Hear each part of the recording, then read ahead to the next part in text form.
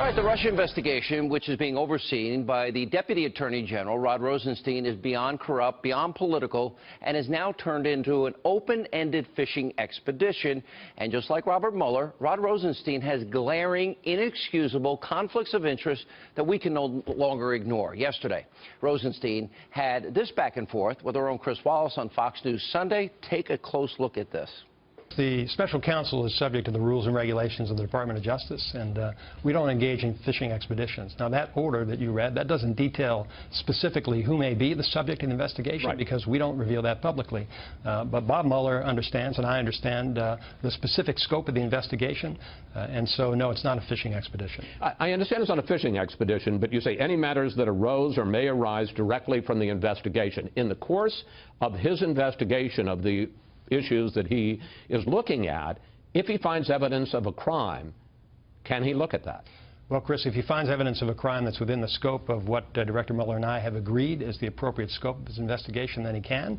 If it's something outside that scope, he needs to come to the Acting Attorney General, at this time me, for permission to expand his investigation. Mr. Rosenstein, you can't be serious. Now, you're not going to let the special counsel turn into a fishing expedition? Sir, it already has. Now, remember, this whole investigation was supposed to be about President Trump, his campaign, supposedly colluding with the Russians. This has gone on 11 months. No smoking gun proving it ever happened or anything was done in terms of law-breaking. But instead of ending it there, there are reports that Mueller is now looking into the finances of President Trump and the Trump Organization and the associates of President Trump. And Mueller has also reportedly impaneled a grand jury in Washington, D.C. Let's go to Washington, D.C. The president got a little over 4% of the vote. More on that in just a minute.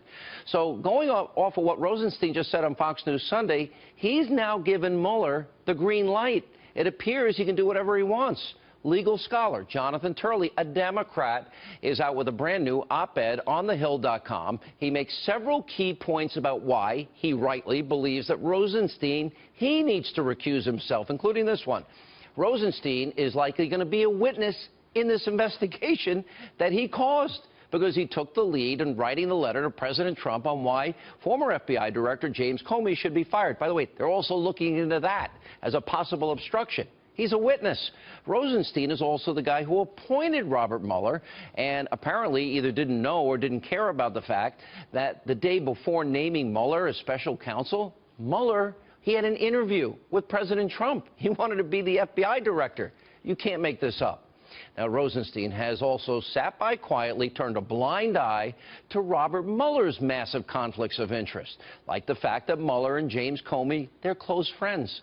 As our colleague and friend and attorney Greg Jarrett continues to point out, that relationship could be a violation of 2 laws.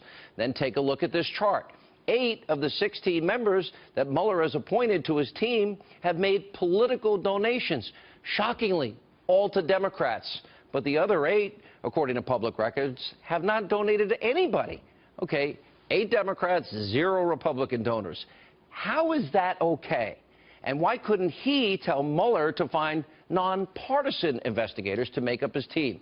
Now, just for a second, use your imagination. If the tables were turned, would a Democrat allow a special counsel to only appoint Republican donors?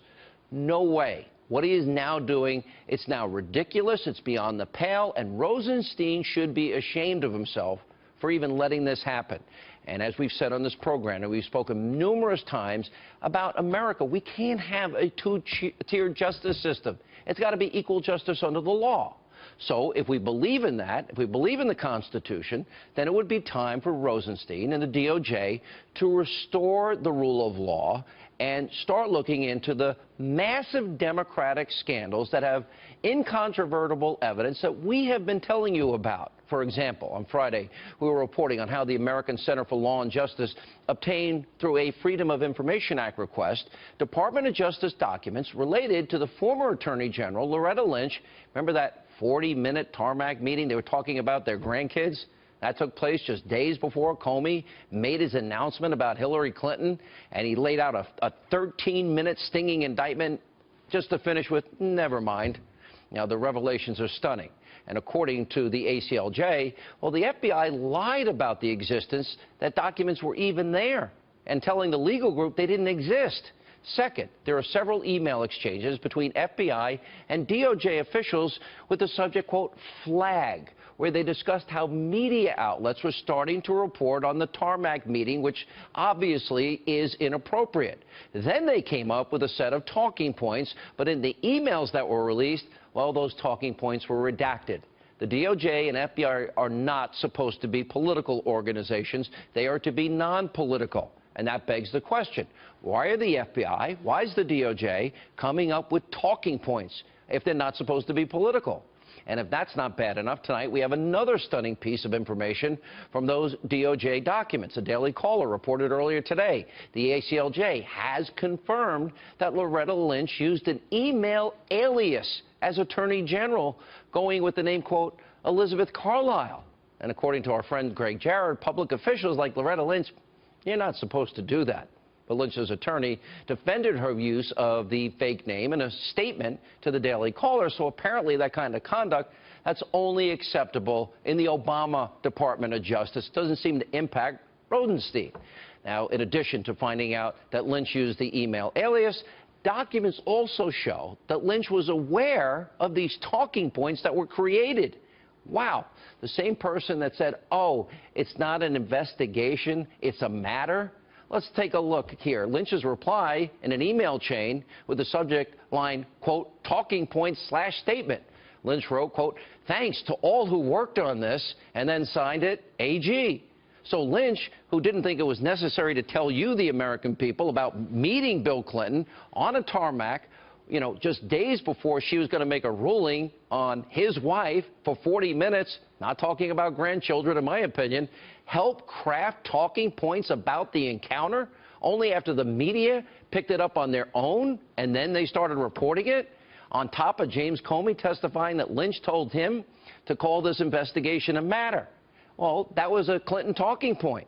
So should Loretta Lynch now have to testify under oath about these matters? The answer is obviously yes.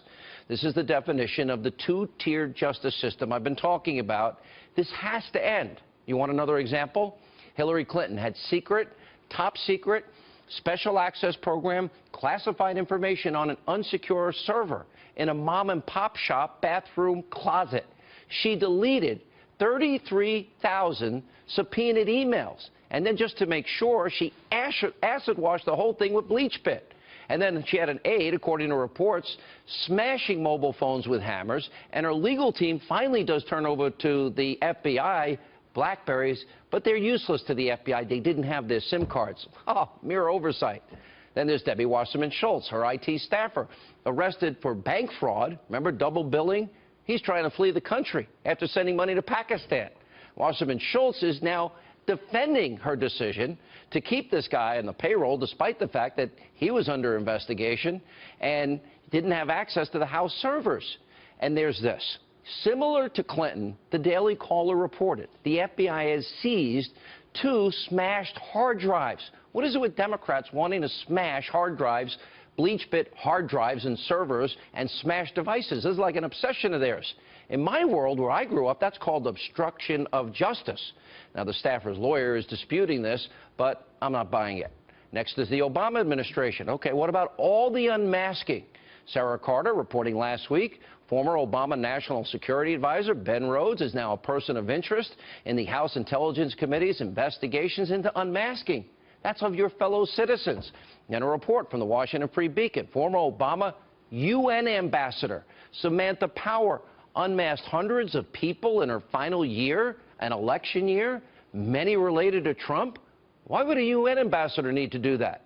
Now, sources that spoke to the Free Beacon, they said this is unprecedented. And we also learned Congress is questioning other former Obama officials, Susan Rice, John Brennan, about unmasking. And on top of that, we got the issue of intelligence leaks. Also, The Hill's John Solomon reporting that the former Obama Director of National Intelligence, James Clapper, remember him? He made it easier for those officials in the executive branch of Obama to unmask members of Congress and their staffers. Why aren't special counsels being called to investigate all of these instances? The Constitution of this great country is now being shredded right before your very eyes. Your Fourth Amendment privacy rights are being violated. and it seems like on a daily basis. Then there's out of control, dangerous leaks from the deep state, almost a leak a day. It's happening at the rate of 7 times greater than the previous 2 administrations. And you know what? This has got to end. It is literally impeding the progress of the President of the United States. For example, transcripts, remember last week, of the President's phone call, let's see, with a Prime Minister and with a President of another country? When has that ever been leaked? These are crimes of the deep state that need to be investigated. People need to be charged, they need to be put under oath, and some of them need to go to jail. And Sarah Carter reported that the FBI's top lawyer, remember him? Oh, James Baker, the chief counsel. He's also under investigation for leaking to the media. James Comey admitted under oath he had a friend leak information to the New York Times. Now, the Attorney General, Jeff Sessions, finally, good for him, he announced on Friday that the Department of Justice is going to crack down on these deep state leaks. And finally, there's the anti-Trump fake news dossier, Fusion GPS, the opposition research firm, which ties to Democrats. Remember, they were behind that. The dossier was put together by that former British spy, Christopher Steele, and used sources that were tied to the Russian government. Well, now the evidence is so overwhelming, even Democrats, even Congressman Adam Schiff, Mr. I want to be a talk show host guest at any time I can. He's now admitting he wants to talk to Steele, which is even more reason that we need special counsels looking into all of these incidences. Now, it all comes down to this. Does Rod Rosenstein know what is going to happen if Mueller's mission creep continues to go unchecked? How does he think voters are going to feel? How many Trump supporters will feel robbed of their right and their vote in the free election of the President of the United States? You don't think the country is divided enough now? It will be more divided than ever. Half the American people are going to rightly feel cheated, and that just can't happen. That is bad for the country. That is bad for the system of justice, and it is bad if we believe in a constitutional republic.